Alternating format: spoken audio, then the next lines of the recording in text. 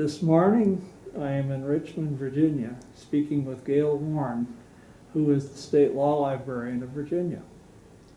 Gail has been in her position since 1982. As we begin this morning, I would like to thank you, Gail, for inviting me to come here to the Supreme Court building and your library, which is tradition. I saw some books on the shelves. I thought they had gotten rid of all those this day, but that's not the case. And inviting me specifically to do this session, this conversation with you in your own office. So, thank you.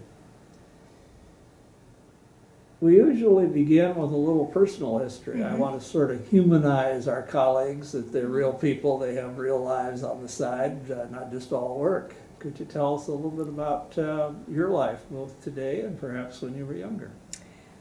Well, thank you, Pat, for coming today and allowing me to share my story, both personal and professional, with you. I was born in Washington State, actually. And knowing that you have come from Washington State, I was born at Fairchild Air Force Base in Spokane. Oh, on the east side. On the eastern part of Washington State. My father was in the Air Force, and he was in a unit called the OSI, which was the Office of Special Investigations. And I was my parents' first child, again, born in 1956. My parents had gone to high school together. My father was a year older. He'd gone to college at the University of Richmond. And I think for a variety of reasons, not all of which were very good reasons, he left college one semester shy of graduation and joined the Air Force. And he was, of course, sent to training, but they discovered he had an aptitude for some things, including being very handy with weapons.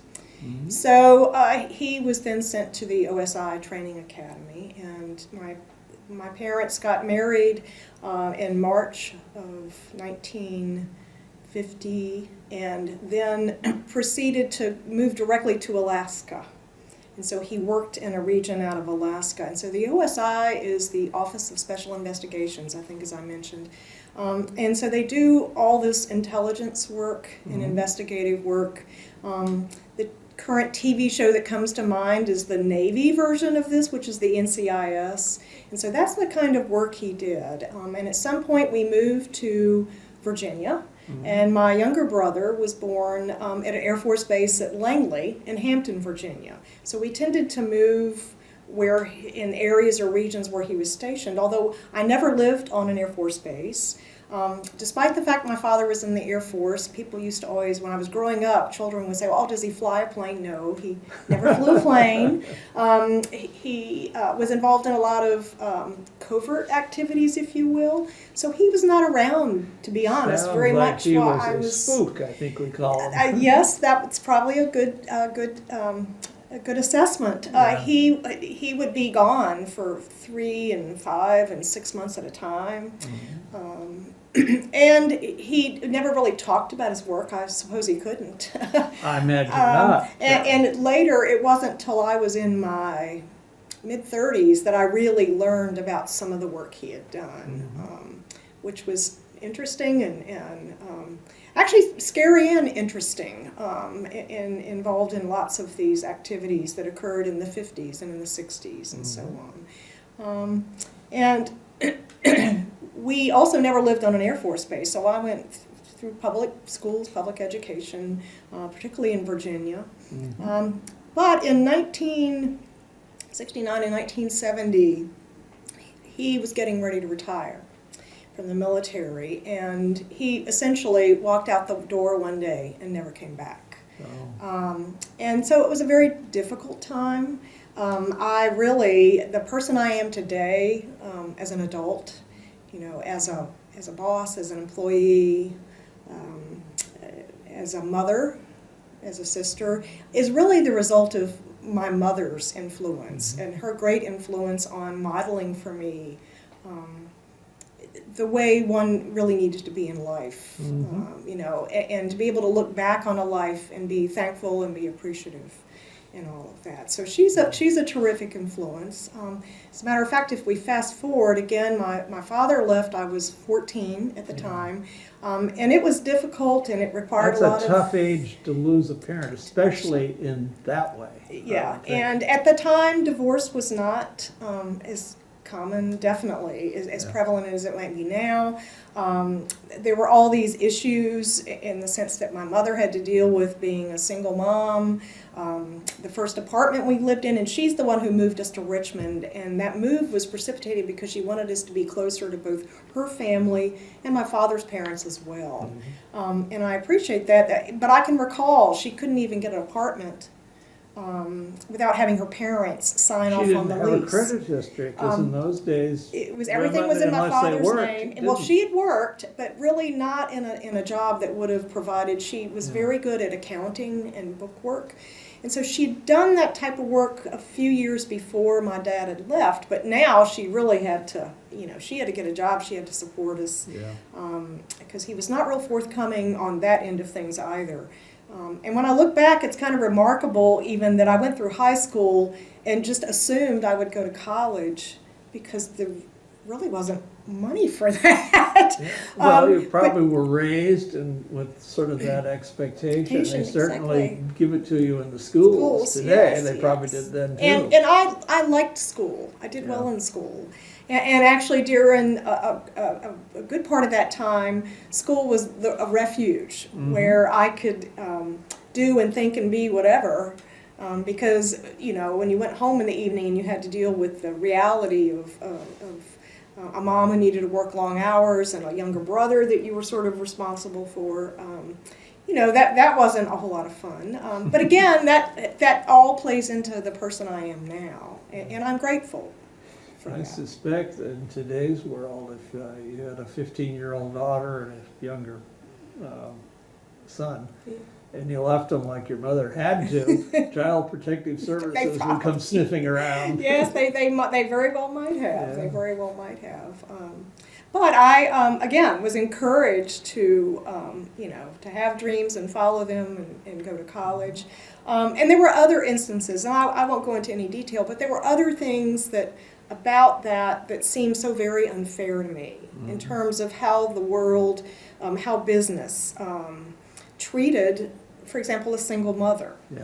And so that kind of stirred the part of me that felt like I needed to do something about that. And so I went to college. I graduated from James Madison University. At the time, it was Madison College in Harrisonburg, Virginia. It had not yet taken that university status. And so went to college, both through a combination of grants and student loans, had a great experience, and while in college decided I was going to go to law school. I did get a lot from relatives, from my mother's family, who was particularly close, sort of like, that's nice, but I could tell they didn't think I was serious, and or they really did not feel that that I was going to have the resources to do that. And again, I suppose through a whole variety of things, including luck, I applied to and was accepted to law school at the University of Richmond, here in Richmond, Virginia. One of the reasons, I had a faculty advisor at JMU who was a wonderful man, Dr. Paul Klein. And he said, you should apply to Washington and Lee. They've started accepting women. They hadn't done that until very recently. Or you should apply to this other law school. But I really had to be very sort of cognizant of the fact that if I went to law school at Richmond, I could live at home, and that would reduce the amount of debt that I was going to go into. I can understand that. So I lived at home myself when I through law school. So that was a consideration. So when I was accepted at Richmond, and again, my mother really put herself out there for me, just to provide me an opportunity to be interviewed as a potential student. By that point in time, she was working with a company called Wheat for Securities, and one of the gentlemen under whom she worked was on the board of visitors for the University of Richmond. And she, I'm sure this was quite difficult, but she went to him and talked to him and indicated that I wanted to go to law school there. She thought I could do it. My grades were sufficient, and I'd taken the LSATs and had done fairly well on those. But I had no connections. And even Well, hopefully you didn't really need them, but it sounds like you had one who worked your way in. And so, I don't know. That might not have made a difference. I think had I been It applying probably didn't. 20 years later, it would have not made a difference because law schools really were seeking to bring women in and minorities. But at that time, that was not the case. But I was accepted and I started law school. And my primary motivation for going at that point was I was going to, well, either save the world or I was going to make a difference for all the women who were like my mother and practice family law and or tax law and provide legal advice and counsel to families in those kinds of situations. And so again, I went to law school fully intending to practice law, but things changed after I started the program. Well, I noticed in some of the background reading that you worked as a student assistant, as many of us did in our field at one point, at the law library when you were in law school. I suppose that had some role in helping to convince you that law librarianship was an acceptable and desirable way to earn a living. Yes, a friend, my very first semester of law school, you kind of gravitate and you get this group of friends and you kind of have a study group. And one of the other women who was in law school, she'd come after a career, a very successful career as a dental hygienist and doing public health work. She'd worked on reservations and other places. So she had decided she was going to become a lawyer. So she had changed careers, and so she was older than I was. She was in her early 30s. But she needed some extra income, and so she had managed to convince the dean that she should be able to work in the law library. And so she told me about this opportunity. The thing is, to work as a first-year student, you had to get, again, permission from the dean. Oh, yeah, I remember, it was stricter in those days. Well, they the ABA Yes. pushed law schools into not letting their students work. And of course, one of the things we did, having a law school in a city like here, we encouraged students to get some practical experience. Exactly. But we could not tell the American Bar Association people that. So I checked out, and they had a position, and so I started working in the law library the second semester of my first year in law school, and it was considered a work-study position. So I worked, I got paid for it, right? And it was nominal, but you had to work your way up. There was a hierarchy of the student workers. Well, of course. And so I wanted to be at the circulation/reference desk, but you didn't start out there. You probably started out shelving books and filing loose leaf leaves. services. And so I spent much quality time in the basement at the law school at the University of Richmond, filing CCH and B&A and Matthew Bender loose leaf services. I imagine our colleagues today, the newer ones, don't have any idea what that era was like. I mean, they turn on the screen and there it is. One of the things in law school, though, so there was this group of students who worked, and so we tended to gravitate to the library. You even in your off time, you would hang out in the library, not necessarily when you were studying. And I was always amazed that the librarian there at the time is a gentleman named Peter Fry, and Peter was a bit. What's the word I want to use? He was kind of open about how that library operation was, in the sense that he wasn't as concerned about the management or the administration of it. His real passion was for connecting students and information. So perhaps he wasn't the best director of a law school library, because there is, if you're the director... Like a wonderful director with that orientation. I mean, that's what it's supposed to be all about. Yeah, so I was amazed, though, a student could come to him, and maybe they were working on a paper, or they had something they had to prepare for a moot court, or they needed a certain kind of information, and he could just, off the top of his head, tell them, well, if you go here, he could tell them the stack area and the shelf, the row, the shelf. But particularly, these are the things you need to look at. These are these titles you should take a look at. And I just thought that was magnificent. Yeah. And it was sort of like, when I grow up, I want to be like him. And I still, though, was thinking, in terms of the fact that I'll practice law.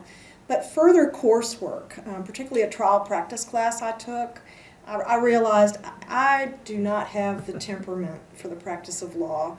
And this might be something I'll begin, but I have a feeling it's something that I won't be able to sustain. As a career, I think I'll, burn out probably fairly quickly.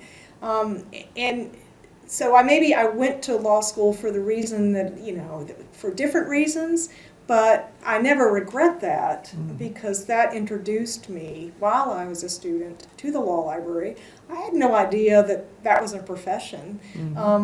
I met later, about the time I was graduating, Susan English had come, she had come first as an associate librarian, and then she was the director of the law school library. She was a great influence and a mentor for me. So by the time I was graduating, or at least my third year in law school, the career counseling officer, the career office, did not know what to do with me because I wasn't signing up for any interviews with firms or work with like the federal government or state government. All these attorney positions. The students and so they would ask, well, what do you want to do? Well, I want to work in a law library, and they really did not know what to do with that. Oh, they didn't. It wasn't part of their focus, I guess. No, not in 1981, 1981. And so the staff at Richmond, I realized, wow, if this is something I'm going to do, I might have to move somewhere else. And the other thing, there was a lot going on in my personal life at the time. There's no need to share details, but it meant I was having to think really hard and fast about what I thought I might be doing in 5 years or whatever. I even toyed with the idea of becoming a JAG attorney in the Air Force, just because I had grown up in that kind of structured environment.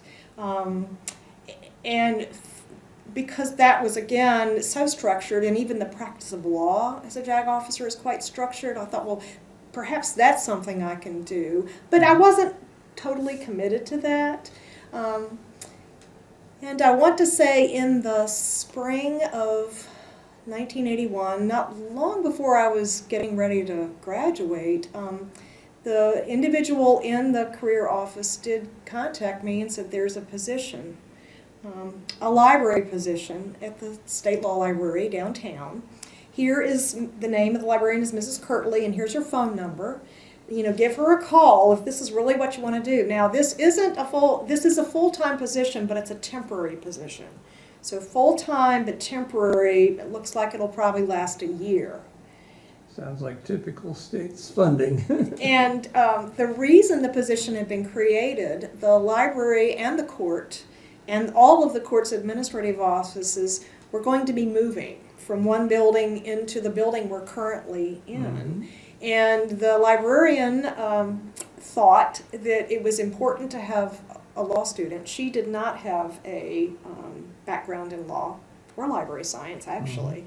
And for some reason, I don't know that I'll ever understand it, but I certainly am grateful that she felt like she had to have a law student. So I came downtown and I interviewed.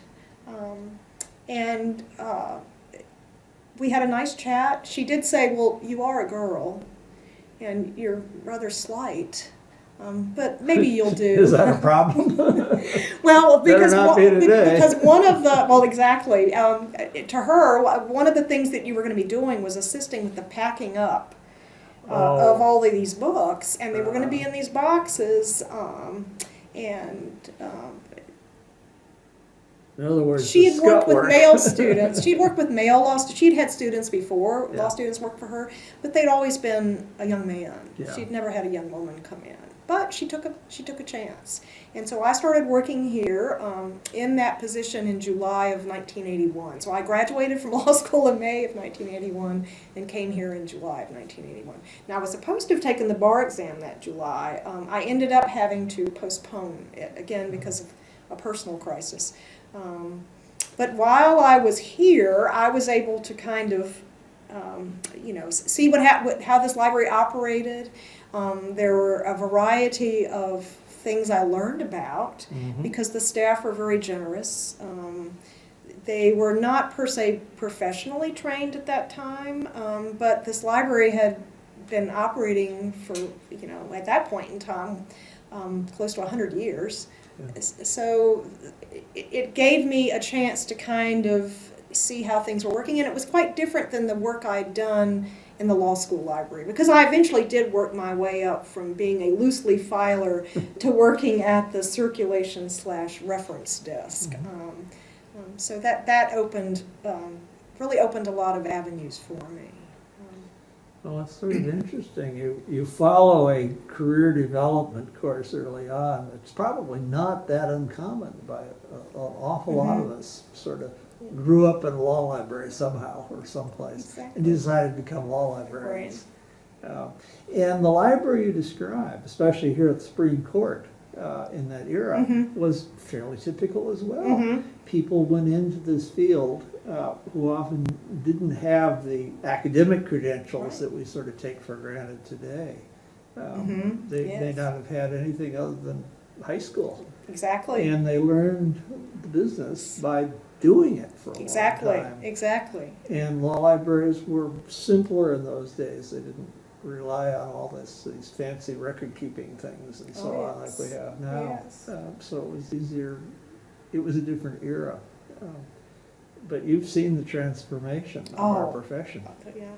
And that's kept it, I'm often asked about the length of time I've been in the same position. But it's changed. Yeah. I mean, and it continues to change. And if they're treating you decently, why bother to move? Take a chance. That's right. So, again, I'm working here, and we move into this building. The law librarian decides by the spring of 1982 that she's going to retire. She had worked at that point in time, with the state long enough. She was vested. She was turning, I believe, 67 at the time. And so she mentioned to me the fact that she was retiring. Was I interested in the position? Well, was I interested in the position? Of course I was interested in the position. In the meantime, my family is asking me, so when are you going to be a real lawyer? I'm getting a lot of that. Yeah. And I then expressed an interest, or shared with the court, that I was interested in the position. I did not think that they would even consider me, because I didn't have, a library science degree. I did take the Virginia State Bar exam in February of that year, and so they started interviewing me, and I actually interviewed individually with some of the justices, the ones who were here in Richmond. And talked to at least 4 of them.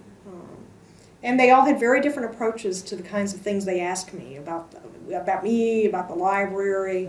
And at the end of it, essentially, they agreed that they would be interested in appointing me, because you're appointed and you serve at the pleasure of the court. That's there's a statutory provision for the position I fill, and the language in that statute indicates you serve at the pleasure of the Supreme Court of Virginia. Mrs. Kirtley was to retire August 31st of 1982, but in the meantime, and it wasn't stated as a condition, but it was made very clear that I needed to do this. I discovered that the Chief Justice had contacted his colleagues in other states. And actually that was a brilliant thing to do. And to find out what sort of background their law librarians had. And he had talked to, I know, the Chief Justice in Alabama and the Chief Justice in North Carolina and some others, and discovered that not only did these individuals have a law degree, they also had a master's in library science, which I did not have. And so I was asked to apply to, and I was very willing to do this so that I would have that foundation. To apply to the program, which I applied to Catholic, and I contacted the dean and explained my situation. I'm being considered for this position. I'm also awaiting the results of the Virginia State Bar exam, and my position is somewhat going to be, whether or not I get this position is going to be influenced by whether or not I'm accepted into your program. Oh. And I, again, it was quite remarkable that they expedited my application. Mm-hmm. Not only was I accepted, I was able to substitute some of my law school credits because I'd only graduated, the year prior, mm-hmm. For the number of credit hours required for your master's in library science degree.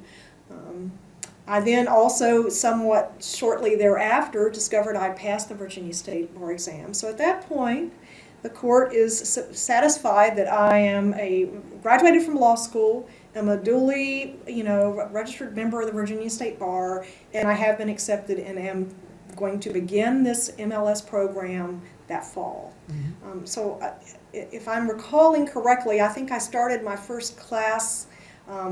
They, at the time, Catholics sent faculty and or hired local people here in Richmond to teach the classes, and you went to a class on a weekly basis. So you didn't have to commute into DC I did have to take, day. No, I did not. Yeah. I did take you did have to take three classes, so 9 of your credit hours had to be taken at Catholic in DC. The university campus. But the rest of the hours you could do it through a distance program, and this was pre-internet, so distance literally meant somebody drove down here, or they often hired local professional librarians to teach mm-hmm. classes. And so I began, my first class, interestingly enough, was library management, and Dr. Kurt Silke, who was at the National Library for the Blind, taught the class, and he also, I continued to hear the refrain of, so when are you going to be a real lawyer and why aren't you practicing law? And I think we all went through a certain Did you go through that? Oh yes, and from friends.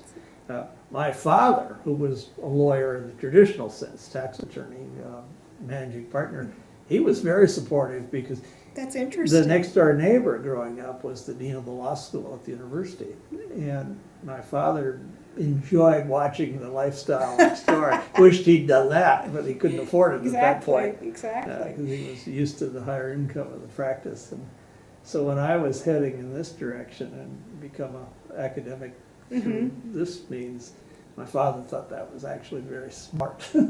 Yes. So I started the class, and I want to say the following week is when Mrs. Kirtley retired, and I became the librarian. Did you ever take a class from Marlene McGurl? Was she still active there at the time? She was still teaching at the time, and I did not take any of her classes. It probably would have been quite helpful.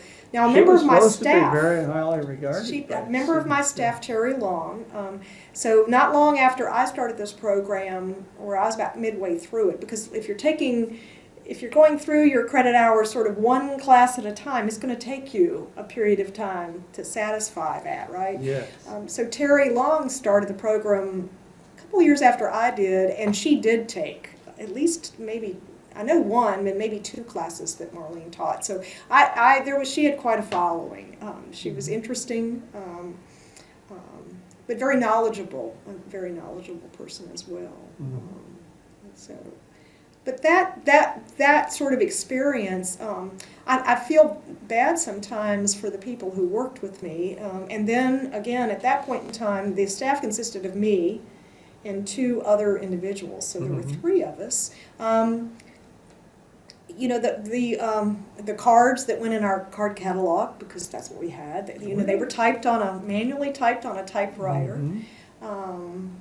It was so very different. It's almost like it was an entire different job. We had a little tiny mimeograph machine for reproducing typed cards, so you didn't have to type all up. You had to do all the headings. Like the subject headings in that had to be done, but we thought that was very fancy. That we had not thought of that, I don't think. Yeah.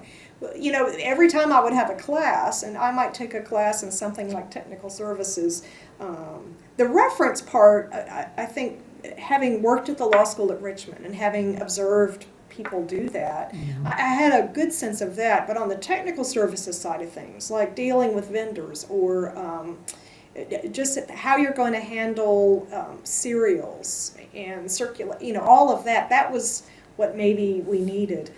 We also were a government depository library at the time, and there were some issues. We underwent one of those, reviews or evaluations, and there were some deficiencies. There usually are. Well, these were things, for example, we had microfiche, which was being stored in shoe boxes in a closet, and we did not have a single microfiche reader or a reader printer. Well, that would be a bit of a deficit. So essentially, this was before I became the librarian. This evaluation,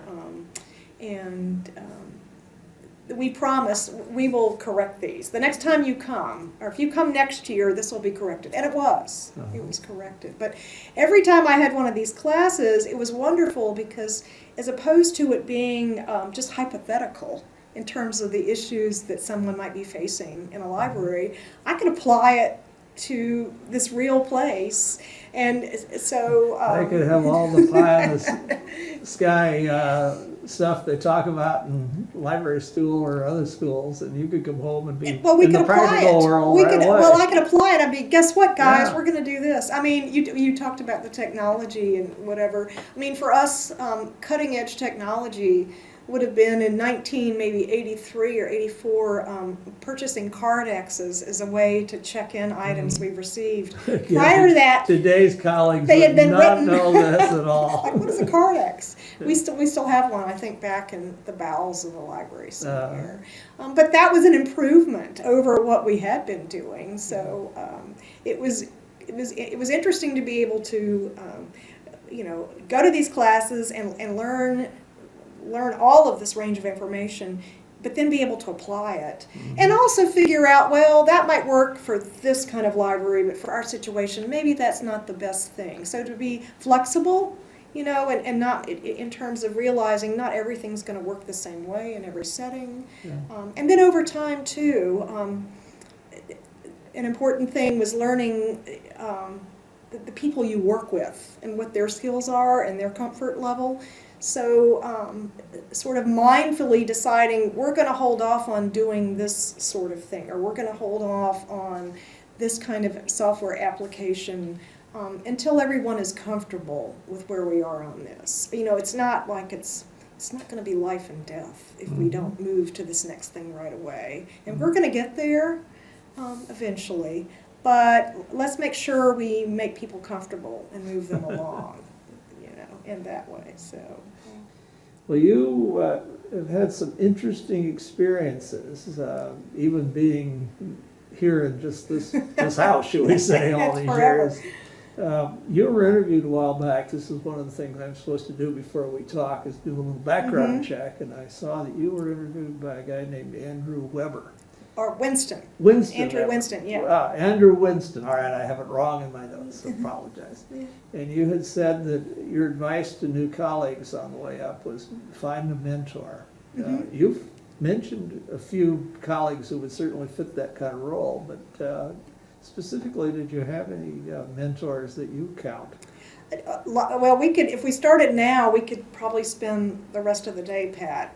So you took your advice before you gave it. With me, acknowledging people who have served me as mentors, whether or not they knew it. They were mentors for me. I mentioned early on when I was beginning my career in law librarianship, people like Susan English, who's now retired, but really providing me a model for working. People I met at AALL, at meetings, admiring from a distance. Steve Hinckley, who followed Susan out at the University of Richmond School of Law, provided opportunities for me to teach. I participated in their lawyering skills program and taught the research component of that class for about 9 years. Wow.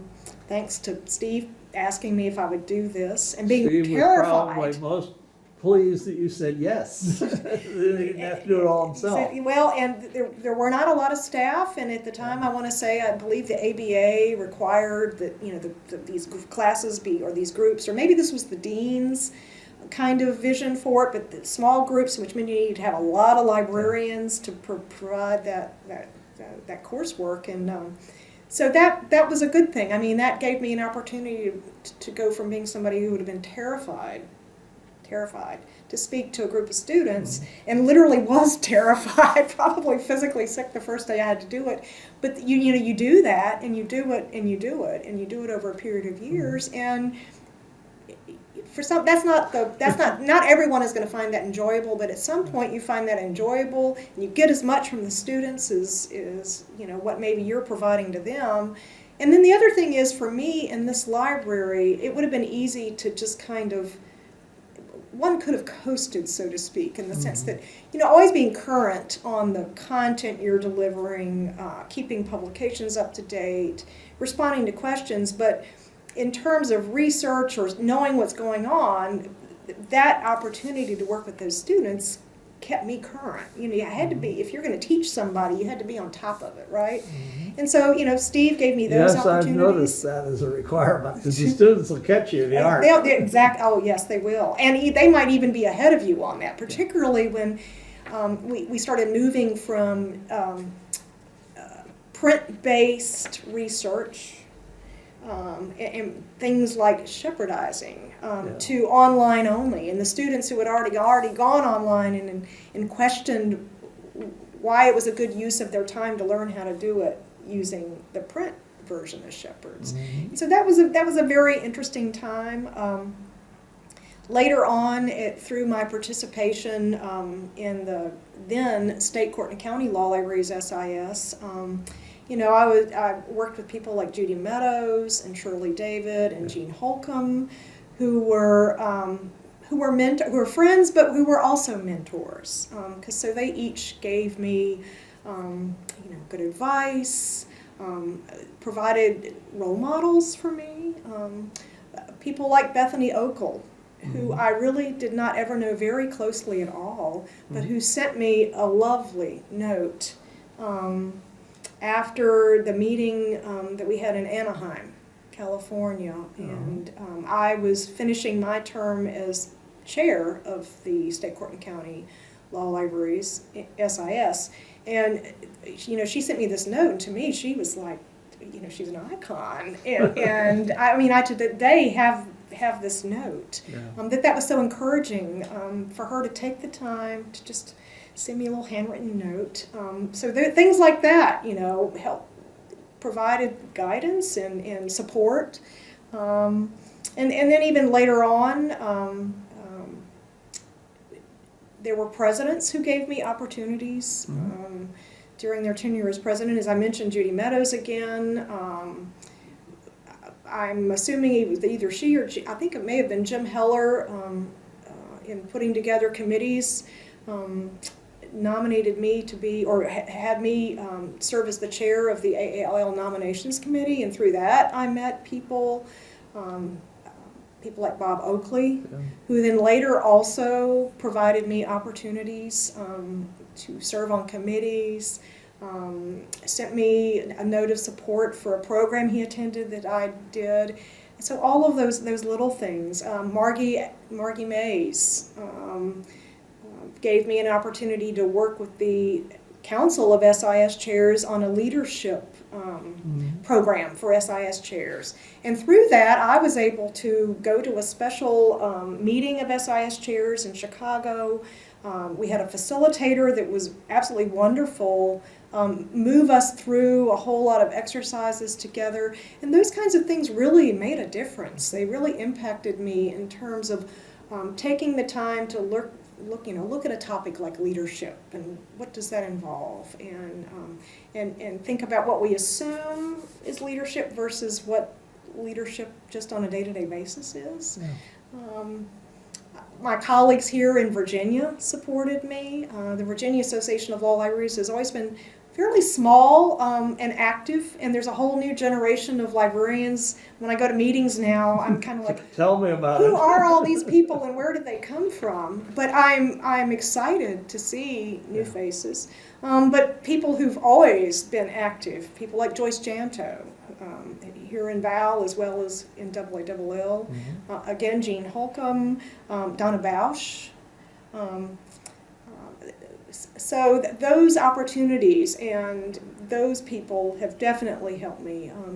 Janice Johnson, during her tenure as president, she asked if I would serve as the chair for the annual meeting program committee. And again, another experience that was like no other I had had, that gave me an opportunity to work with a group of really fine people to put together some programming. And it's amazing when you have opportunities in your life. Many of us have lots of opportunities and we do things that are important, but we don't always see the tangible result of that until, some maybe in the distant future. But those kinds of things, particularly some of these AALL activities, you could work on it and you saw the tangible result of that fairly quickly. And so that's very rewarding. I think one of the characteristics of our profession and our involvement in AALL specifically was the welcome you received as a new member, in terms of not only friendly people, but then will you help out with this or that? Yes. There you are suddenly. If you say yes, they've got you. For people who are new to the profession, I always recommend, if there's any way you can attend, you need to go to Connell. I think that's important. And it wouldn't mean much if I didn't do that too. And last year we had 2 new staff members join our staff after having one person retire. Terry Long retired after many years of service at this library. And another staff member left us to take a position at the federal court library here in Richmond at the 4th Circuit. So those 2 new librarians, it's like you have to go to Connell. Even if you can't go to the whole meeting, you have to go to Connell. I think that's so important because I, to this day, remember the first Connell I attended. It gives you a group of people that you really know that when you go to the real meeting afterwards, the big one. Yes. Well, and you realize, too, you're not the only one starting out or new, so it's not quite as overwhelming. And then those are people as you see the next year, and the year after that, and the year after that. It's those familiar faces. And you're right, when you start, you volunteer, and if you're asked, or either maybe you volunteer and maybe you don't get your first choice, and maybe it's a year or 2, but when you start getting involved, those are again the people you're going to see again and again and again, I think. Well, it's tough from the other side to decide who to pick for bet. things. I mean, you worry, you go into this, like, all these positions to fill, and then people, volunteer, and then it becomes a matter of you want some seasoned people so you can trust that something will get done. But you want some new people because you want to develop new seasoned people. Right, And, that's right. It's a tough decision. You need to have them kind of start out with their training wheels before they take those off. Yeah, and you don't want to, have it all die off with your Exactly. group. Exactly. No, you're exactly right about that. Yeah. Well, one of the early questions I often ask, and I'll ask it now, we've heard of all about your background in terms of growing up and your work, we'll be getting to talk about your work and all the people you've run into. But do you have a private life perhaps on the side? I guess I do. Everybody does. And do you have any particular hobbies or special passions that you really enjoy spending effort and time on? Well, first of all, I'm married. My husband is he's a firefighter with the city of Richmond. He's a lieutenant. And so our lifestyle for many years has been interesting. Anybody who has a relative who does that kind of work, there's a 24-hour shift. Yeah. And so it's worked for us for many years. We have 2 daughters. They're both grown.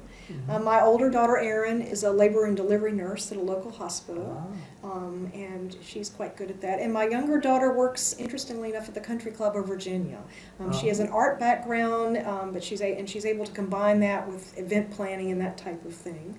So they're both employed. It's nice to see them launched and launched well. Yeah, that's And correct. You and your husband did the right thing, letting them Yes. grow up properly. Yeah, yeah. And neither were interested in being either a lawyer or a librarian. Well, But that was that's all fine. right. That was fine. I don't know that that's not where their passions yeah.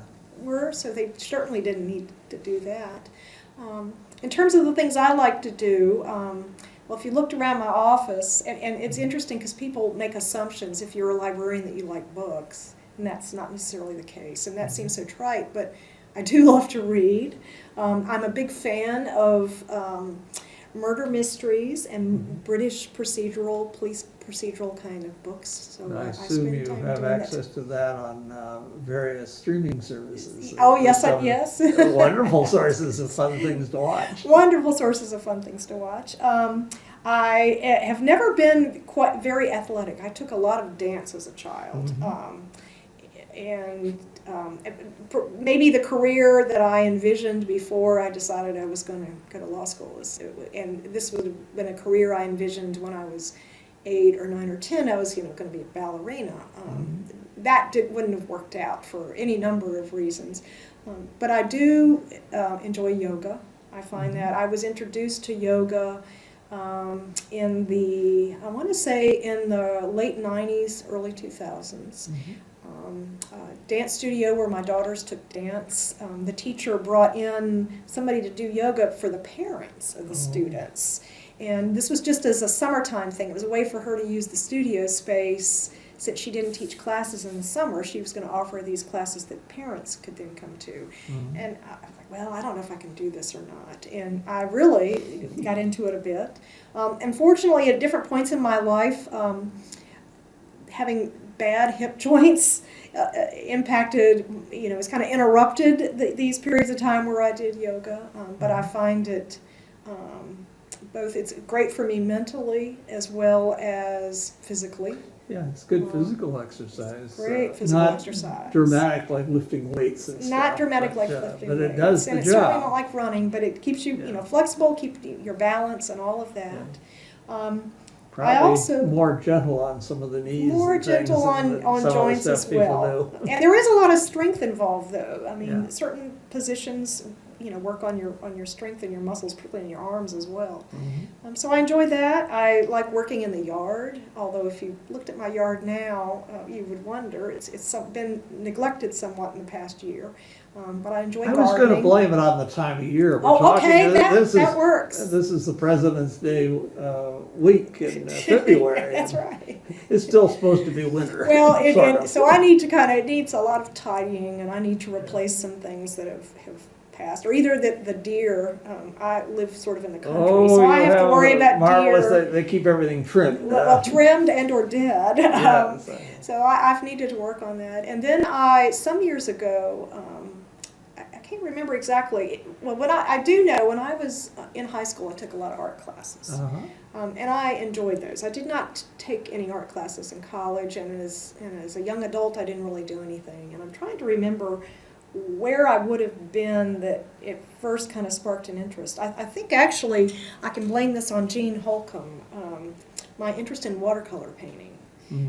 She and I went to this facility, and it was primarily a place where it was kind of a retreat place.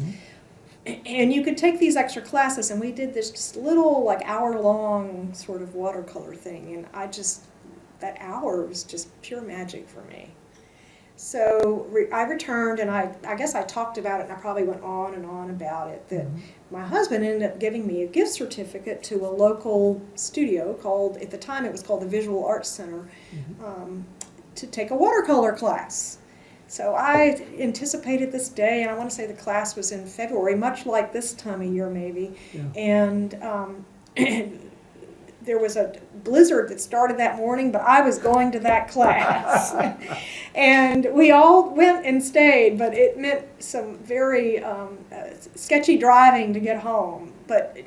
So I was doing it a bit on my own and didn't do it that much. I didn't feel very confident about it. And some years later, Jean invited me to go with her, or asked if I would be interested in going with her to a place called the John C. Campbell Folk School. And it is way out in southwest North Carolina. It's almost, the place you go is called Brasstown, North Carolina. It's very close to the North Georgia border. So it's a ways it's south. a ways, it's in the Here. Smokies. It's in the Smokies. And we took a week-long watercolor painting class, and I thought I had died and gone to heaven. It was a very basic class, but by the end of it, it was so very, the other people in the class were warm and welcoming, and there's always this, any kind of thing that you do like that, you sort of put yourself out there in terms of having other people look at it. I'm sure if you write poetry, or if you write short stories, if you write books, it's a piece of you that you're putting out there for people to examine. And so this was an environment that made that very easy to do, very comfortable. So if it didn't turn out, that was okay. But there were so many techniques, and I learned just some amazing stuff. So I came home and I painted somewhat regularly, and then the following year we went back again for another. I will say that I have not painted in many months now, because of some important projects we had last year at work, and some other things happening. But if you ask me about my passion, I definitely have a passion. Well, you for can that. pick it up anytime you have the time. Yeah, that's correct. I'm sure you That's don't correct. forget the skills. Oh, well, I hope not. Well, I don't think so. No. I don't know. I have the wife of one of our colleagues who's now gone, Al Coco. His wife Joyce is a painter. She lives out in Denver and does oils. And she took that up midlife, and Really? she's quite accomplished. And a former executive director of AALL, Roger Jacobs. Oh yes. I believe He's a painter. He's actually quite renowned. Yeah. I even have a book, one of these sort of, not a how-to-do-it book, but a book for people interested in watercolor painting that has techniques and things, and several of his pictures are featured in this book, so I know he's done quite well. We had a conversation for this project with Roger in his home in Florida, and we did it in his gallery, where he does the paintings, and there were a number of them, and we have a show and tell as part of the presentation, where I actually did a close-up of the painting as he talked about it. The camera picked up the narrative. All right, I'm going to have to look at that. It's an interesting thing. Yeah, it was a lot of fun. I worried about him every time I hear about a hurricane down there, true. Especially with some of the bigger ones they seem to be getting these days. Exactly. But, they're not exactly on the water, but they're close enough, and it looks pretty flat down there in lowland. Yeah. Well, it sounds like you do have a passion or two on the side, and that's nice. I'm thinking now about the library itself. You've been here a long time. You've obviously seen a lot of changes in the library. You described some of those. But could you tell us a little bit about how it's organized? I found it intriguing. It's not considered a public law library. That's correct. That's from your own propaganda you put out. That's right. I don't know if it's to keep all the pro ses out or not, but Yeah. many of the court libraries, they are public libraries, and a Yes, lot of they people are. use them, a lot of attorneys at least, and others. Can you tell a little bit about how that operates in this state? Sure. So the law library officially was recognized, I think, about 1849, or a law library to serve the court. However, that library was provided by way of a collection that the Virginia State Library, which is now called the Library of Virginia. So the state's library provided a collection for the court to use. And our court can track its history back to the 17th century. So very long history, and lots of especially Virginia-specific treatises and materials from the colonial period and then after the American Revolution. My position was not created, however, until 1902. And it was part of a revision of the entire, not just the Code of Virginia, but the Constitution of Virginia. But in looking at the Constitution, a statutory change was created. And so they recognized sort of officially this state law library, but it was going to be housed in the Supreme Court of Virginia. And then, as I mentioned earlier, by statute, the state law librarian, or the director of this library, was going to be appointed, as a member of the court's staff, or as the court's management team. The library in its past has been open to the public, but in the 1970s perhaps, there was a shooting in a Virginia courthouse. And because of that, and probably that period of time as well, a lot of things going on socially speaking, that the court decided that they would close the library. It would not be public. And again, there is a statutory section that addresses who can use the library. And as part of that, it states, the library shall be open, it's to members of the state bar in good standing, members of the General Assembly, officers of state government, but the very last phrase of that statutory language says, and such others as the court shall designate, which really then left it to the court to make a determination of who's going to come in and use this library or not. So they availed themselves of that statute long before I came here. And it was interesting, early on in my career, I put a lot of energy into trying to convince the court why we should be open to the public. And I realized... I noticed you were a U.S. Federal Depository. Yes. They're supposed to be open to the public. Well, they are supposed to be open to the public, however, there is an exception. Oh. And I cannot think of the specific title of the U.S. Code, but a library that serves a state's highest appellate court can automatically be designated a depository, but it does not have to be open to the public, which is kind of interesting. That's an interesting wrinkle, but I guess it's reality. They want the courts to have access to the this materials. Yeah. But I suppose they want the courts to be able to determine how they're going to serve people. And so over the years, you're right, we are unique. And I can recall going to early AALL meetings and attending meetings of the state court and county law libraries, SIS, and discovering that we were the only library called a state law library that was not open to the public. There are Supreme Court libraries that are not open to the public, but in those cases they may also have a state law library or a state library that has a law division. So it's different in every state. And I would come back and say, to the Chief Justice of the Justices, we're the only ones who are not open to the public, and that wasn't very persuasive. That did not persuade them. They probably liked it the way it was. I you were don't available know. when they Again, needed you. they were concerned, yeah. And so was like with the book. The thing is, though, in reality, even though people could not necessarily come in, they certainly called us and used to call us on the phone all the time, although now the method of contact is email. So people certainly called us, they had questions. We receive a lot of inmate mail, letters from inmates in Virginia's correctional institutions. And that's always been the case. And I suppose in more recent years, the way we've managed to kind of, bridge, I don't know if that's the appropriate word or not, but the way we've managed to maybe bridge the fact that people can't necessarily come in here is try to make sure they have access any number of ways to the legal information they need.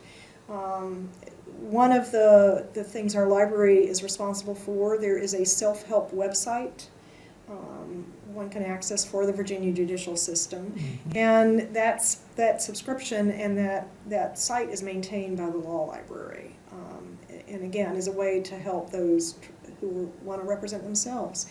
You mentioned keeping the pro se's out. Interestingly enough, if someone is representing themselves in a case at either the Court of Appeals of Virginia or the Supreme Court of Virginia, as a self-represented litigant in both of those courts, they can use this library.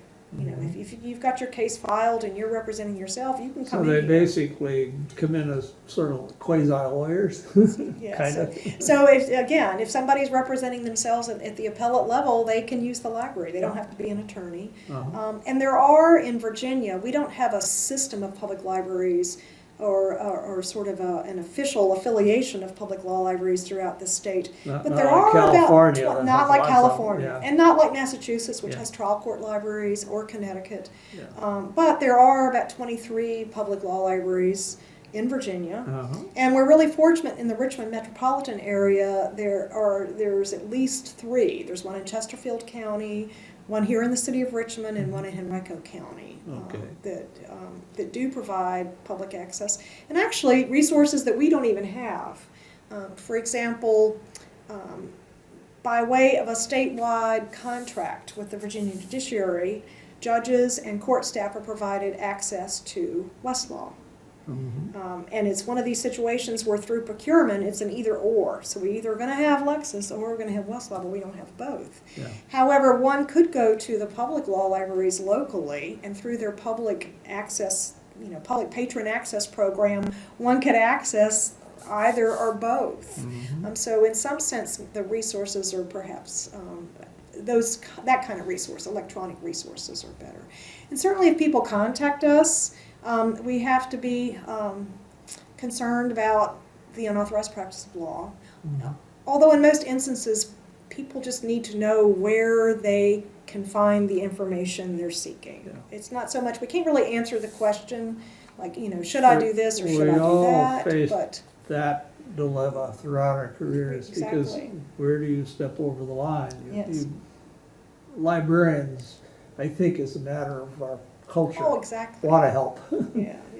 but we have to be careful. We have to be careful. But one of the ways you can help is help people understand how to use a resource, whether it's online or in print, or explain how it's set up. In Virginia, the titles of the codes, they're arranged alphabetically, and then this set of books, and then these topics are then further subdivided, and there are certain, in terms of the index, there are certain words that they're going to use, and if you can't, if your word doesn't come up in the index, here, we're going to use a legal thesaurus to find another word that maybe is the way that's characterized. So there are a number of things you can do to kind of make it, make legal information more accessible. We used to occasionally get, I mentioned pro se's because in a way they can be the bane as well as the Exactly. something you really want to help serve. We had people would come in and they'd be working on their case for months and months at Yes. a time, and they'd take over, stake out a carol or two. Yes. Usually several Move of them, in. because they had all their stuff, and they Yeah. hold the books. In those days, it was books, not Right. electronics, and the students would complain Kinda vigorously. grumble. We're paying for this, and you're letting such. Oh, yes. So it was never an easy call. There's always, there's this balance. Yeah. And for us then, because we're not doing, again, we're in a very indirect way assisting the public, but the bulk of what we do in terms of on a day-to-day basis, there was a time early in my career, at least for the first maybe 15 or even 20 years, where there was a steady stream of attorney traffic, paralegals in the library, but that doesn't happen anymore. And I used to think we were the only ones who were suffering from that lack of traffic. Yeah. If we were open to the public, I'm sure we would have the traffic, but almost all of the interaction we do now for the people we primarily serve, and that's the 2 appellate courts and their staff, as well as judges throughout the state of Virginia, and from time to time members of the bar, is all done really through electronic means, email. We spend a lot of time doing original research for members of the Supreme Court of Virginia, not so much the Court of Appeals of Virginia, but the Supreme Court of Virginia, or assisting a law clerk or other staff in terms of finding the information they need. And the questions we receive can be as specific as they need a copy of something they've identified, or I've looked at all of these things, I'm not finding anything, can you find something? And so we just go out and we're taking that deep dive into whatever that topic is. Yeah. And it can be historical information for purposes of a speech somebody's writing. I received a question about a week or so ago from a clerk in a court out in the western part of the state, and they have a staff member who's getting ready to retire, and she's hoping we can provide them with a history of this particular circuit court clerk's office. Oh. And that kind of information is not easy to find. Yeah. We receive questions from, interestingly enough now, faculty at law schools or social scientists who are studying something. A lot of cases decided in the civil rights era were heard by the Supreme Court of Virginia before they were then later heard by the U.S. Supreme Court. Mhm. Cases like Loving. There's another significant case called Morgan V Commonwealth. And so you'll have people who are writing about this and they contact us and they want as much as we can give them. And so we dig out old briefs and appendices. We see what we can, find in judicial papers if there are any. There's really a sad lack of that. And so that's, in terms of the kinds of reference activities we do, we're doing that. We maintain a physical collection, and you as you noted, we still have books. I walked in here We this have- morning we and there were have- shelves of books. We have Oh, that's online, wonderful. we have obviously online access to a whole range of databases. But one of the parts of our collections that's used the most is our collection of superseded volumes of the Virginia Code and the supplements. We keep all of that, and the reason for that, it's not all online. That's right. Some people throw those away, well, some places, and then they get an old citation. They check how the statute was worded at that Exactly. time. That becomes essential. So they contact us. It isn't always They it contact isn't us. online necessarily. And we often get, it's very interesting how often our two courts, and again, particularly the Supreme Court of Virginia, will have a case that they're looking at, this case situation. And obviously this case is taking place right now, but there is some impact or some interpretation of the statute that requires them to track it back to inception. Yeah. And in Virginia, inception can mean, again, it can mean 1619. Yeah. It can mean, depending on the nature, whether it's criminal or civil. And so we provide, not only do we have the resources to do that, but in many cases, because justices and or their clerks don't really have the time to do that, we're doing that. Yeah. We're doing that tracking back. And we have a lot of other things. That's I think one of the reasons why this job has continued to be sort of both interesting and challenging for me is the different things that we've branched out into. We're responsible for an oral history program, and we try to arrange interviews of retired and senior justices and judges and court staff. Go to them and do an oral history. We maintain a website. It's called virginiaappellatehistory.org, where you can access the portraits and the biographies of our justices if there's information written about them. Just this past year in September, the court opened something called the Supreme Court of Virginia Judicial Learning Center. We received a very generous grant from the Virginia Law Foundation for that. And so now the library staff are responsible for providing tours of this sort of area that's on the first floor of our building. We talk about the history of the court, we talk about the rule of law, concepts like federalism and judicial review. We talk about the portrait collection that we have of all of our justices. And then we have a room that was converted from a conference room into an exhibit area, and it highlights some of those significant civil rights era cases. And so all of these things, I knew nothing about putting together an exhibit until about a year and a half ago. And so that's continued to make the job interesting. The oral history program was something I'd never done ever until 2007. And so all of those ways, we've broadened essentially our responsibility so it's beyond just maintaining this physical library and responding to questions. And again, that is the reason we're here. It is providing those resources and then again connecting people to the information. But it's grown far beyond that in terms of outreach to groups of school children who come for tours, providing again the access to resources through the self-help website that we're doing that. Providing information for historians who are writing about significant cases or about historical members of the court. And so all of that keeps us pretty busy, again, because there's 6 of us, including me. I have sort of a catch-all question in the script that we use. In this case, you've seen it because I give you advance. Yes. But maybe you've talked already about all this, but is there anything in particular that you think is one of your crowning achievements in the position you've held now for quite a few years? Wow. You've told me one after another, so maybe I should Well, be fair and not ask this question. Well, no. There are things that I think are, again, sort of the tangible things you can see. I talk about these. We're maintaining essentially 2 websites that it's not very obvious that our library is responsible for those, because the point of it is to share the information, not highlight it as a library activity. And this Judicial Learning Center, I'm so very pleased with how that turned out, because, to be honest, I was terrified when we started that process.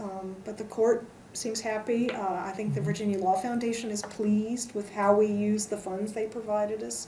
And it's wonderful to have groups come in and talk to them and kind of get them engaged, and younger students learning about civics, and adults kind of reminding them of that stuff you learned in government in high school and maybe you've forgotten, especially in these times. I'll leave it at that. Again, to remind people about concepts like the rule of law and how important that is. But there are other things on a much smaller scale that I'm proud of, and I think that's the staff I've worked with, and hopefully encouraging them.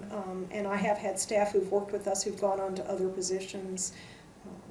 And I like to think that they had opportunities here that allowed them to grow and be prepared for whatever that next job was.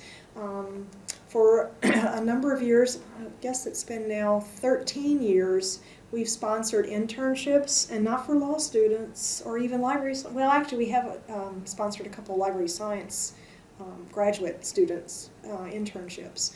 But we have worked for a number of years with the Virginia Commonwealth University here in Richmond and their history department. And they send us an intern, and we'll have an intern here for a semester. The student receives academic credit. In exchange, they do some work here. And so we tend to have them work on a combination of both some historical activity, or like working with our archive or helping us trying to ferret out some information, but also exposing them to law and doing a little bit of legal research. And most of these students the reason that they come to us for an internship is they've expressed an interest in a career in the law. So I like to think this gives them a taste of it. I have them read, the student has to read briefs and appendices. And my thought is, if you can read briefs and appendices and enjoy that, and then you go downstairs and they hear oral argument for that case, and then I have them introduce them, whatever that topic is that the court's looking at, whatever that assignment of error was about. We do a little bit of legal research together, and so they're not really learning legal research in the sense. They're not getting that global view, but they're getting this little slice of the pie, so they do some research using primarily Virginia materials and looking at the code. And then I have them write a memo for me. How do you think the court's going to decide this case based on what you see in the code and the annotations, based on what these treatises have told you, based on what the oral argument was. And if that through that exercise they don't like it, my thought is maybe you should think about another career. But many of these students have gone on to law school and are law students and are now practicing law. And so I like to think that we made a difference by giving them that option to kind of get their feet in there without diving in, wholeheartedly.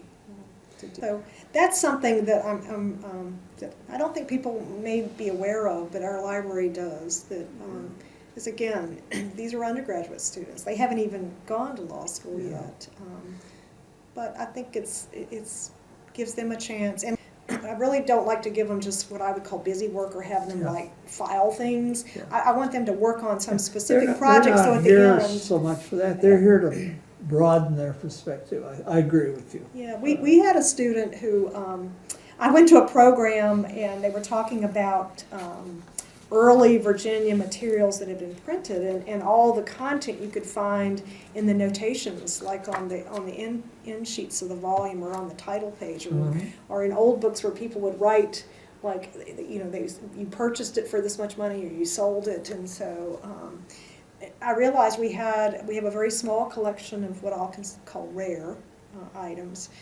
So some of the earliest Virginia treatises, published in the 17th, 18th centuries. And so I had him go through these and literally, and it's tedious, but okay, if you see something, I want you to note it in this spreadsheet and what it says, and if you can't make it out, just put in whatever you think it looks like, and the title, the author, the edition, and all of that. And there were some amazing little things that he caught, and we didn't have, on a day-to-day basis, we didn't really have the time to do something that was extra like that. But at the end of it, we had this great document, and he had identified some very interesting people whose books we now had in our collection, but these books had been part of somebody's personal collection. I got real excited at one point. I thought we had a volume that Thomas Jefferson had signed, and it turned out the very nice folks at Monticello indulged me and allowed me to bring this book, and they took a look at it, and it was like, no, somebody wrote his name, but that was not his signature. But anyway, hopefully it was an authorized signature. Well, I don't know. When this was in an old volume of the Virginia Acts of Assembly, so our session laws. But again, maybe some owner wanted to see yeah, if exactly. you could Maybe they were enhance it trying. on resale. Well, my thought was, I wonder if this person was practicing. They were going to forge his signature, and they were practiced in this volume. But again, we wouldn't have discovered that had the student not, worked on this project, and it was really wonderful for us. It's interesting the things you turn up from Exactly. time to time, and you just don't expect in advance. Yeah. Well, Gail, you have made your mark, shall we say, more than once. Thank doing you. Service to our profession. We've talked about it a few minutes ago, some of the early stuff, some of the people you met. But it's important. Not everybody takes the time and effort to get that involved in association sorts of things. You've done so. So I have sort of two questions. Okay. The first one is, would you like to describe any more of that kind of thing you've done? You've been active in the Virginia chapter, you've done stuff for ALL, and et cetera, et cetera. But also, and I'll ask it sort of together, and why is it, from your perspective, that you've got limited time, you've got a lot of stuff on your plate, that's reality, and yet you take the time and find the time to do this? And why is it so important to you that you do that? That's a good question, Pat. Yeah. I think part of it is, and I'm sure you and other people have heard, if you really want to do something, you can find the time for it, right? You can carve out time. And I'm even a person who talked about doing this activity like the painting or the yoga, and I'm like, I don't have time for it. Well, if I really, right now, if I were committed to doing that, I would carve out the time and find it for it. For me, though, it provided me such great support, information, just knowledge in terms of how I could do my job better. In terms of making connections, there have been instances where we here in the library received a question, and I can't think of anything specific right now off the top of my head, but I know there have been instances where we received a question, and I can think of one. We actually had a question about something that the U.S. Supreme Court was considering or had already looked at. And because I knew Linda Corbelli, and I knew Linda Corbelli from my membership in AALL, and having worked with her on committees, I could call her and say, Linda, we're trying to figure this out. Can you explain to me what's going on here, like with this case or whatever this bit of information was we needed? And within a day, we had an answer for a member of the court. And they were astounded by that we were able to do that so quickly. And that's, again, and I like to think we do the same thing for our colleagues. That I've had colleagues in maybe North Carolina, Kansas contact me, and they needed a bit of information, and for me it was like, oh yeah, that's right over here. I can find that easily, and I'll scan it and send it to you. For them, they were looking at something that might have been insurmountable. Yeah. But it's for us, it was sort of second nature. It was easy to do, and again, people have done that for me. I think the other thing is maybe having started out and not actually having worked my way up at this particular institution. I mean, I came here and worked here as a year as like the law library associate, and then all of a sudden I'm the director. You're the boss. I'm the boss. So my activity in AALL was a place where I could learn some sort of the management and the leadership qualities that were really important for me to be able to do a good job here, in the sense that that provided some training that I wasn't going to get on the job necessarily. And while the court has always been supportive and supported our membership, when I see other court systems, including the federal judicial branch, not in a position to be able to do that. Yeah. They've always supported the membership, they've always supported our activities to a certain degree, in the sense that we still have to run this library, I still have to be here at certain times. You mean they don't fund your trip every year to be part of the sunbathers in Hawaii? No, they're not going to fund that one. But they will send me to fun places, like Indianapolis or wherever the AALL meeting is. Well, with the idea, though, it does move around. With the idea that I will, that I'm going to take something away from that. But yeah. But I think in terms of the volunteering, I think early on it was the same situation as I mentioned in terms of teaching at the University of Richmond. That was not something I'd done, and public speaking in particular. And so, by Steve Hinckley, by inviting me to be in that program, I'm like, well, okay. And then I'm quite anxious about it and unsure. But then doing it allowed me to sort of expand my skill set and become more confident.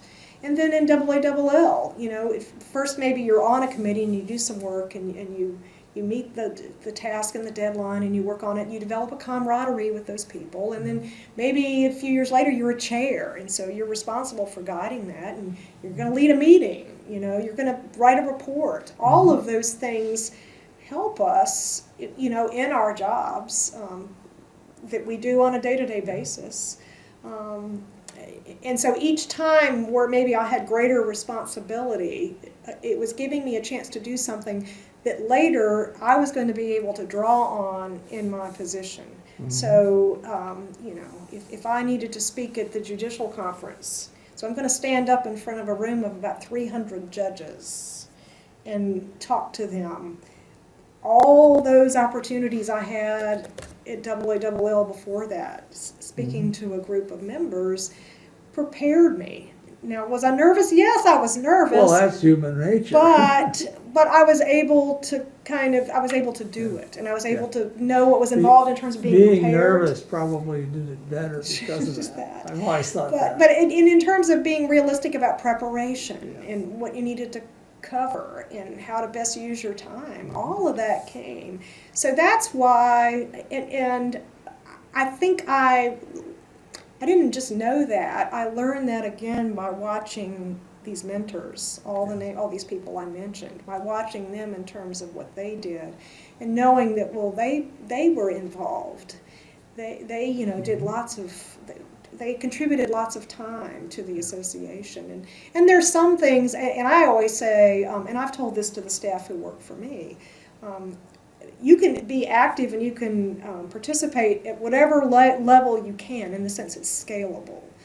So if you're not able to go to the annual meeting every year, that doesn't mean you cannot participate in a committee or whatever. But you do need to do whatever the work that needs to be done by deadlines, and you need to be responsive when somebody asks you for something.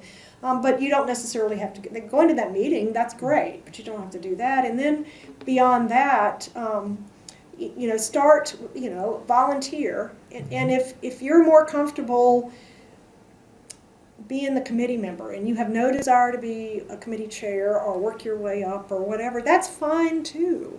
Yeah. But I think what you derive from that, working with a group of people, attending meetings, getting work done by a deadline, again, those skills just make you a better boss, make you a better employee. all around. You also get asked again to help out Well, because that's the word true. gets around about the good ones as well as some of the duds that That's occasionally right. surface. Fortunately, there aren't too many of There are those, too but- many, and sometimes, and life happens, right? Exactly. There are times when I've known people who had every good intention of participating and contributing, Yeah. but things were going on out of their control, and so maybe they didn't do what they needed to do that year. But there's another chance. Try again, or if it's not realistic, wait until it is realistic for you to do that. So be flexible. Well, I've heard response after response to this or some variant of this question, and there's a sameness to them very much, and I find that satisfying. Yes, Doesn't yes. surprise me. No, I can. I mean, I would hope that would be the thing. I mean, and everyone likes to, particularly in a small environment. My colleagues in government law libraries, well, I assume it may be the same way in academia or particularly in a private law library, where you're working either in a firm maybe or a corporation. You don't always receive the thanks necessarily, or people don't always state appreciation for what you've done, or acknowledge, let's say, maybe that's a better word, acknowledge your contribution. And so where you may not get that in your library, at your library, by way of your parent institution or whatever, you are acknowledged in AALL. And that means a lot. It means a lot to receive that from your peers. Yeah.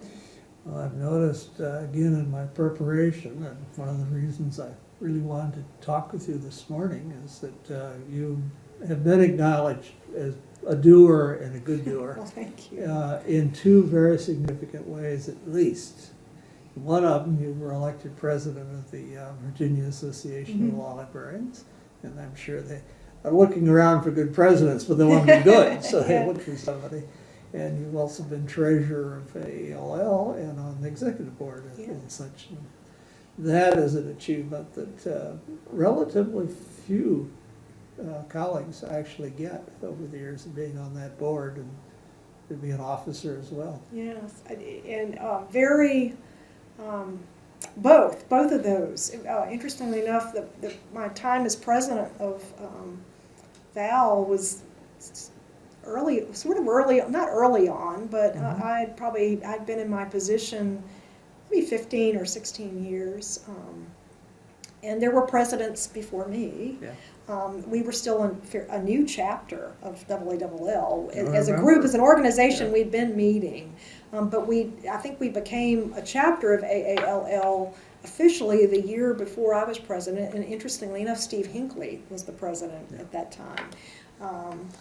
But that, again, was that first sort of foray into that kind of leadership role, which was scary but gratifying, and working on maybe trying something new and different. We decided for the first time we would actually have a meeting that people would stay overnight in a location. It wouldn't just be a lunch meeting or a day meeting, that we would have a day and a half of a meeting. And I want to say, I think the topic was moving your library, which at the time a lot of people were going through the throes of. There's a way to do it that's right, and there are ways that aren't. It's good to know some of that. So, again, a wonderful opportunity, both locally, and then that also allowed you to be more involved. Actually, that was sort of as an entree, to get more involved in AALL. And then when I was contacted and asked if I'd be willing to run for the office of treasurer, I said yes. I had. Of course. Well, there were people who had preceded me. Again, some of these names I've already mentioned. People like Judy Meadows and Janice Johnson and Joyce Janto and Ann Matthewman, who had all been treasurers before me. David Mayo were people I respected and looked up to, and I thought, yes. Some of them foolishly still said yes when asked to do other things. That's right. Judy Many of Meadows them, is president, for as example. was Joyce and Janice yeah, later. really, and that's so, but that's a very, I think, serving on the executive board, now that does take a commitment of time. It does, but you really You- learn some very you interesting learn things, so and you get much. to know your group Colleagues very well. in a very Colleagues. special in a very different way. In a very Yeah. different way, and you also, and I really should have pointed this out much earlier in the interview. You get to know the staff at headquarters at Mhm. IIL, and I don't know that our average member even appreciates or understands all the work they do. No, they don't. And it's really incredible. Yeah. Their staff have been there for years, like Pam Reisinger and Heidi Lutzman, and now Chris Sewa now has even been there for years, but who do so much and make it all very transparent in the sense that if you're on the board, you go to the board meetings and you do your work, and then you return to your library and you go back, and then you go to the annual meeting. But in the meantime, these people, every day are working on making sure, you have the information you need to make decisions, making sure you have somewhere to stay, making sure you're fed, and everything to make that experience as rewarding as possible. About the time you came into our profession, the building of a headquarters and headquarters staff was underway, and it was very controversial at that time. I mean, because we had to pay more dues. Oh, yes, to cover it, yeah. Are not in the charity business any more than we are. We want to be paid for our work. Exactly. And we had relied on one person, Aunt Babe Russo, Yes. as the executive secretary for many years. And even her appointment, and Myrtle Deemer, who was her predecessor for a while, was highly controversial. Why do we need to pay people to do this? We've always done it ourselves. We can do it ourselves. But, as we've expanded and opportunities to do that level of involvement outside of your regular day job have become a little harder to come up with. It'd be very hard. We needed these people. Yeah. And it's also, an annual meeting today is a whole different animal type of thing than it was when my first one. There were, less than 400 people at my first meeting, and they all thought it was so big then. Yeah. And local arrangements really did everything locally, and then there was a program committee, and didn't have the resources of staff, but I think it's a very positive move, and it's empowered people who are especially in some of the firms, law firms and so on, to take on major roles where they're, Exactly. they couldn't do it Exactly. if they had to do the things that were much the tradition many years ago for that type of role. Yeah, very much. Well, I appreciate for all your service. Well, thank you. Thank you. Yeah, Gail, I think we're probably nearing at the conclusion of today's Okay. conversation, but before we do, I want to ask you, as I always do, if there's anything we haven't talked about that you would like to bring up. We've probably covered. And not everybody has anything. I was going to say, I think we've probably covered everything, that people might be interested in hearing about. Well, I've enjoyed it just talking to you this morning. I'll enjoy it again when I edit the session. It's just, I generally in editing, as I've said before to others, and sometimes even on camera, like right now, I generally don't try and censor anything that anybody says. I figure, and I don't shorten it. I just let it go on, and it works. And so that sort of makes editing a lot easier too on my part. In thanking you, I'm not doing it just on my own behalf. I mean, I've had the fun of coming, so I don't need to be thanked. But I want to do it on behalf of Frank Hodek, Michelle Wu, and of course our colleague Dick Spinelli, are the others with whom I've worked to put together this oral history of law librarianship for the Spinelli's Law Library and Reference Shelf portion of Hine Online. Thank you. Well, thank you for coming and allowing me to share my story. I appreciate that opportunity, very much so.